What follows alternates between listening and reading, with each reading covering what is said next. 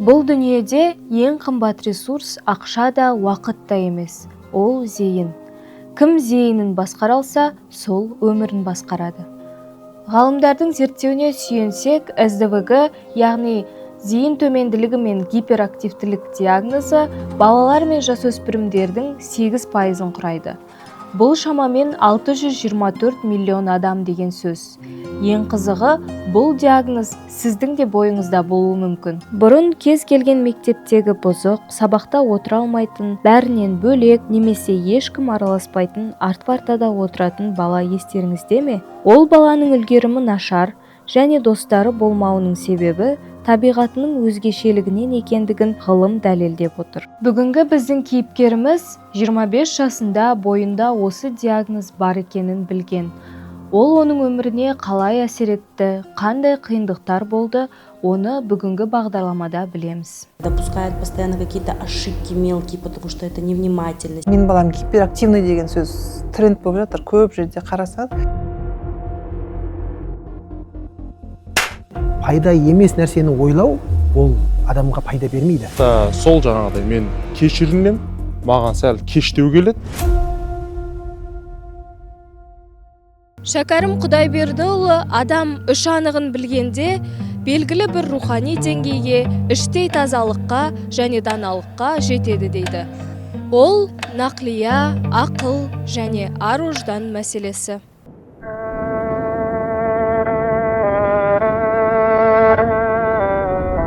Айдын мектепте бірден көзге түсетін. Ол қоңырауға дейін шыдамайды, сабақ айтқысы келсе жарылып кете жаздайды. Бір күні ол мектептегі бір қызбен сөз таластырып тұрады. Ол қыз Айдынға сөйлеуге мұрша бермейді.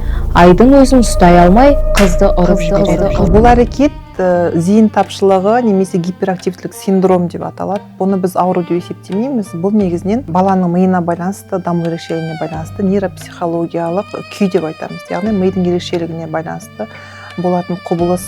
Бұл құбылыс біз бұны ауру деп, үлкен дерт деп қабылдамамыз керек. Өйткені бұл баланың жастайынан, бала күнінен бастап, ересек жасына дейін қалыптасып болып жататын жағдайда.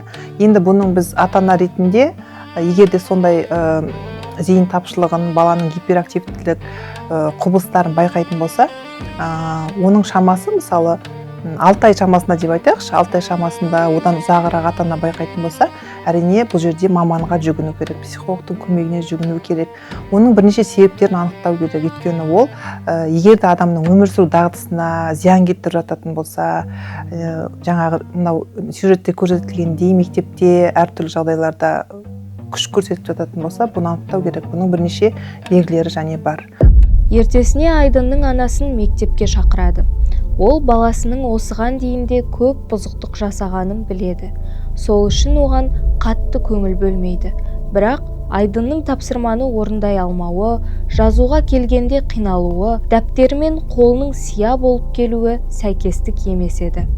Әрине бұл құбылысты, осы ерекшелікті байқаған ата-ана мектепте, үйде, балабақшада бұның белгілі бір деңгейде іс-шара қолдану керек. Мысалы айтайық, егер балабақшада мектепте болатын болса, ол баланы алдын қатарға отырғызып, белгілі бір жаңағы баланы бағыттап, белгілі бір жүйеге, орнына жаңағыдай тапсырмалар беру арқылы, кішігірім марапаттау арқылы, ынталандыру арқылы баланың зейін шоғырландыруға болады.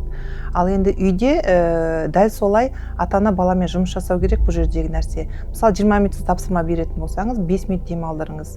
Одан кейін баланың жаңа күнделікті күн тәртібінде арнайы бір күнтізбе орнатып қою керек. Сосын гаджеттен баланы барынша алшақтату керек. Өйткені баланың бүкіл зейіні, қазір кезеңде әлеуметтік желілердің дамыған заманы ғой, баланың зейінінің бәрі бір нәрсеге бағытталғанда, ол келесі бір пайдалы дүниеге бала өте өзінің зейінін бұра алмайды. Сол себептен ата-ана егер шамасы келмей жатса, мүмкіндігі болмай жатса, уақыты жоқ, жұмыста, тағы басқа себептерге байланысты, бірақ психолог мамандарға жүгінуге болады.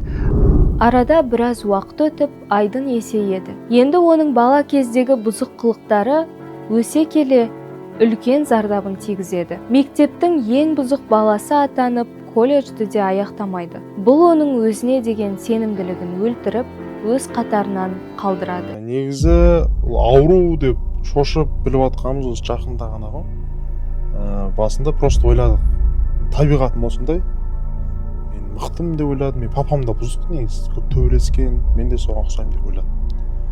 Бірақ та кейіннен анау қаралғаннан кейін уже айтты, сен СДВГ-сің дейді, одан кейін уже аурусың дейді. Ауру емес, диагноз қояды, сөйтеді да саған айтады, бала кезінде осындай болды ма дейді. Ну, смотрите, симптомы, они в основном проявляются в детском возрасте и ставятся именно, когда ребенок идет в школу. То есть на приеме мы смотрим, если у человека, даже если взрослый придет на прием, если у него симптомы проявились в детском возрасте и держатся стойко на протяжении всей жизни, как это может проявляться, да, у детей, сложно усидеть на уроках, теряет вещи постоянно, не может сконцентрироваться на одном задании, допускает постоянно какие-то ошибки мелкие. Мысалға, бала кезде сол мұғалімдер ұрсып отырғызып тастайды, или үйге барғасын, мамадан қорқасың, пападан қорқасың. Ал уже колледжға түскеннен кейін весигесін өз басың өзіңдікі. Мысалға, мектепте сол біреулердің айтқанымен тыныш отырсаң, анаяқта мен вообще сабаққа барған жоқпын. Тұрғым келе ма, тұрып кетіп қала саламын. Содан кейін солар қайталана бергеннен кейін уже мені ояқтан шығарып жіберді. Мысалы 9 бітіргеннен кейін, шақты оқымағаннан кейін, ол уже үлкен минуста, өйткені өзің қатарларың 11 бітіріп, универ бітіріп жатқан кезде, мен анау оптовканың цикладында жұмыс істеймін осы жақта. Потому что это невнимательность, может терять вещи важные, нужные, там ключи, тетрадки, ручки, принадлежности различные, постоянно двигается, активный, какой-то импульсивный, то есть это они могут постоянно вступать в драки какие-то, отстаивать свои границы.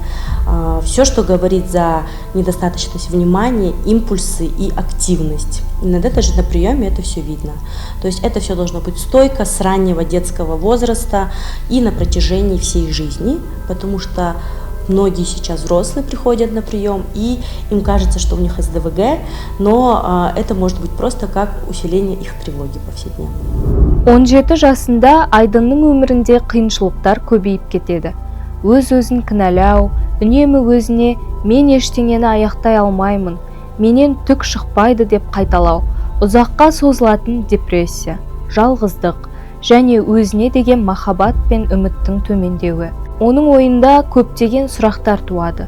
Ал ол сұрақтарға дін қызметкерінің жауабы қандай екен?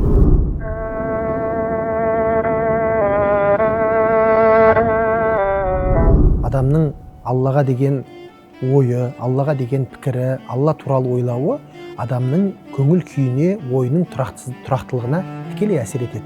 Себебі Алла Тағала қасиетті Құранда Рағат сүресінің аятында айтады: «Әла бизикриллахи татмаиннул қулуб». Бұл аяттың мағынасында әлбетте жүректер Алла Тағаланы еске алумен тыныштық табады дейді.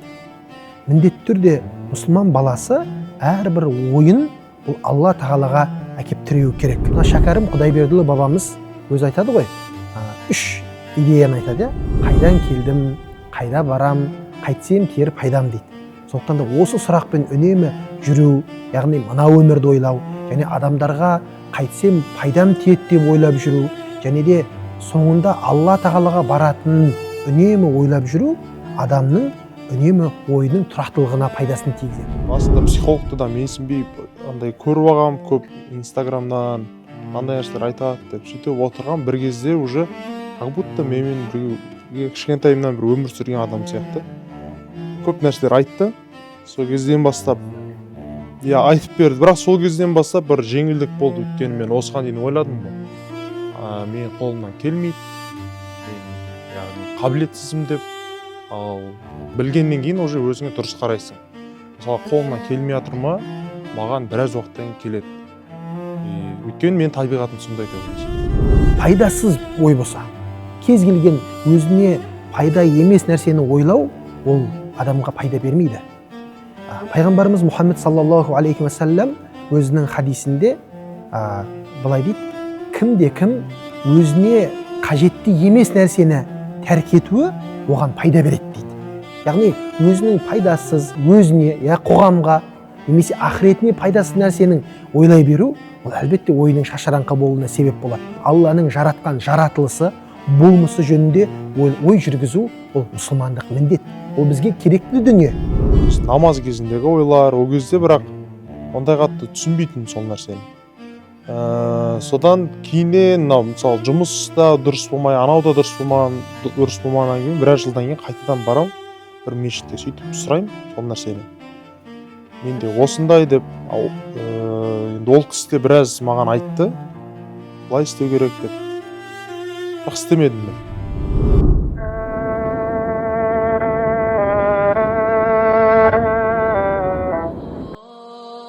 Мен бір түсінген өмірде неше түрлі қателік болады екен. Өзіңді қабылдай алмайсың, қателесесің, адам өзін іздейді. Мен өзімді әлі тапқан жоқпын, бірақ мен өзімді қабылдауды үйрендім. СДВ-ге ауру емес, яғни мен саумын. Ол тек ерекшелік екен. Осымен біздің бағдарламамыз өз мәресіне жетті. Айдынның ендігі өмірі қалай болатынын уақыт көрсетеді.